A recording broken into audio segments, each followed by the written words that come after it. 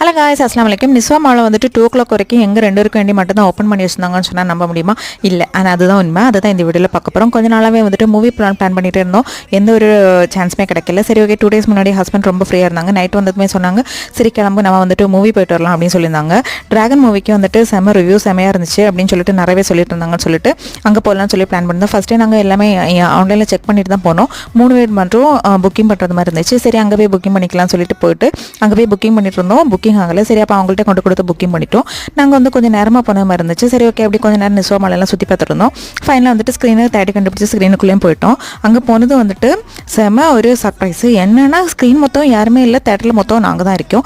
அந்த தேட்டரில் வந்துட்டு 5 ஸ்க்ரீன் உண்டு, எதுலேயுமே யாருமே கிடையாது, நாங்கள் மாத்திரம் தான் இருந்தோம். புதுவிதமான ஒரு எக்ஸ்பீரியன்ஸாக இருந்தது. செம ஜாலியாட்டு படம் செம்ம என்ஜாய்மெண்ட்டாக இருந்துச்சு. செம நேச்சுரல் இதில் அடிப்பொலியாக பண்ணியிருந்தாங்க. செம படம்.